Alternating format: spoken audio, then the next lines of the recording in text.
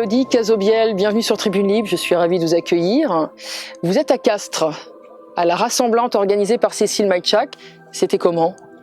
Magnifique, on lâche rien et je sens qu'on grandit. Il y avait de la joie? De la joie, de l'humour. Beaucoup d'humour. Beaucoup d'émotions. Et de l'amour? De l'amour qui propulse. Magnifique. Alors, avant de reparler d'amour, en 2022, il vous est arrivé un coup dur. Ouais. Sur le plan pénal, vous avez reçu une condamnation assez lourde. Vous pouvez nous dire rapidement pourquoi? Ouais. Et ensuite, la suite des événements. Ok. En 2021, je fais le choix, pour maintenir le lien professionnel, familial, de faire des faux passes vaccinaux, donc des faux papiers. Et cette action va m'amener à vivre un cataclysme multiple, y compris juridique. Ce cataclysme va se vivre en plusieurs étapes. Une première en pénal en février 2022. Cette première étape va se constituer de plusieurs sous-étapes. Ouverture d'enquête policière, garde à vue, mise sur écoute téléphonique, avant mise sur écoute téléphonique, perquisition, garde à vue 48 heures et un procès en comparution immédiate. Ce procès, au départ, me présente un projet de vie avec 7 ans de prison ferme, 750 000 € d'amende et une interdiction à vie d'approcher un patient. Moitié procès, enfin juste avant le délibéré, est annoncé 3 ans de prison ferme, 350 000 € d'amende et 3 ans de radiation. Une fois le délibéré, le juge m'offrira 18 mois de mise à pied, 1 000 € d'amende et 4 mois de prison avec sursis.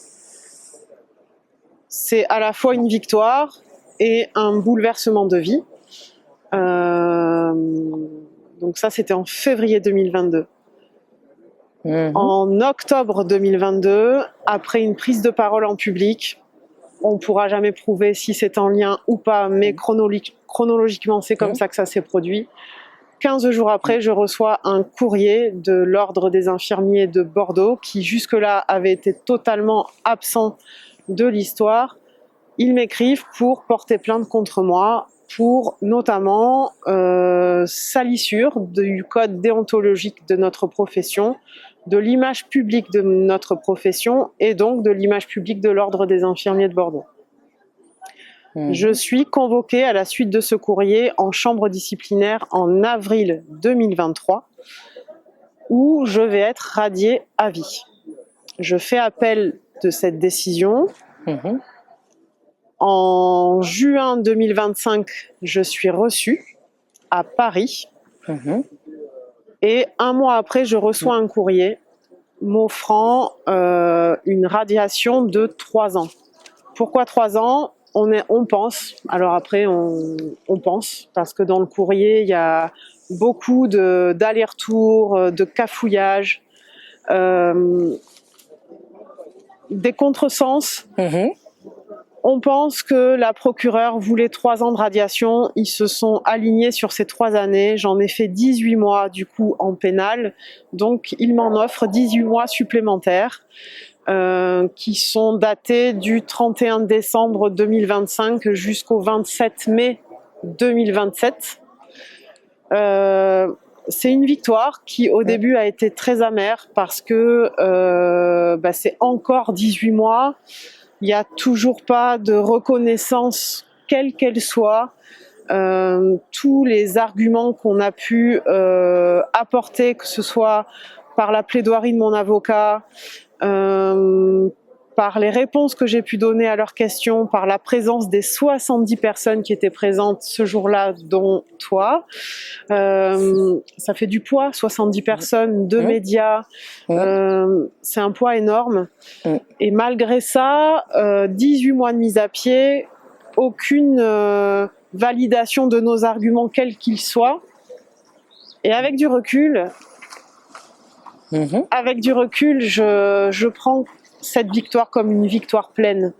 Ça ne signifie pas qu'en temps et en heure, il ne faudra pas demander réponse, réclamation, réparation, reconnaissance, peu importe. Il nous faudra quand même avancer si on veut à nouveau travailler ensemble un jour.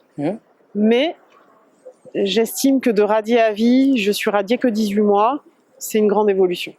C'est comme une cote mal taillée ou une justice qui bégaye et qui ne sait pas comment se sortir de cette histoire par la grande porte?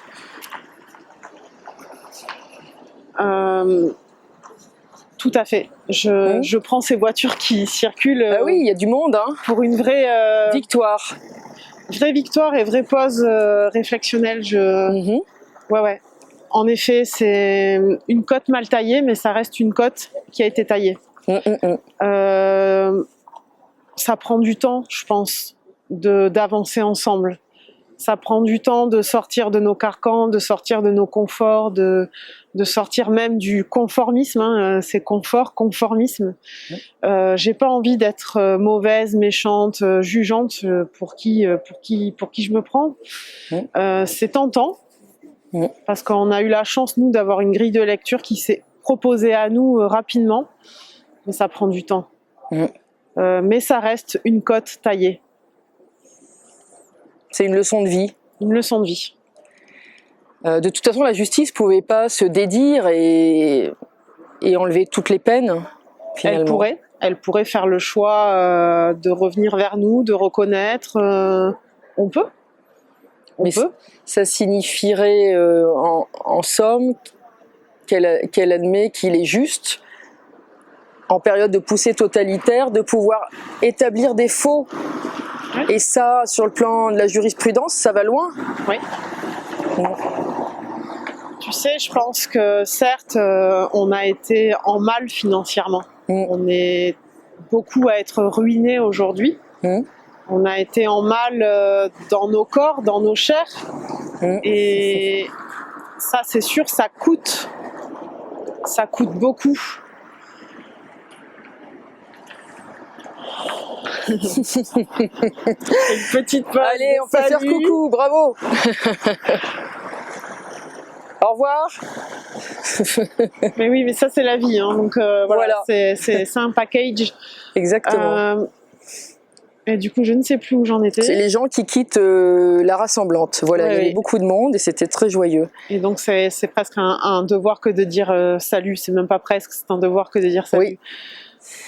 Donc la suite, là finalement. Bon, je sais plus où j'en étais. Eh ben, parlons de la suite. C'est déjà bien. Il y a beaucoup de choses qui ont été dites, mais la suite. La suite, continuer, essayer de construire. Je pense que on peut se bagarrer toute notre vie, mais on a plus intérêt à construire aujourd'hui, se rassembler comme nous l'a proposé cette université d'été à ce mois de septembre 2025. Construire, faire des ponts, faire des liens avec des métiers qui ne sont pas les nôtres, fédérer. Et retourner vers un métier différent ou toujours revenir vers ce métier passion? Je laisse l'avenir m'apporter les réponses. Je ferme aucune porte. Le diplôme me revient. Il sera sûrement important de l'honorer.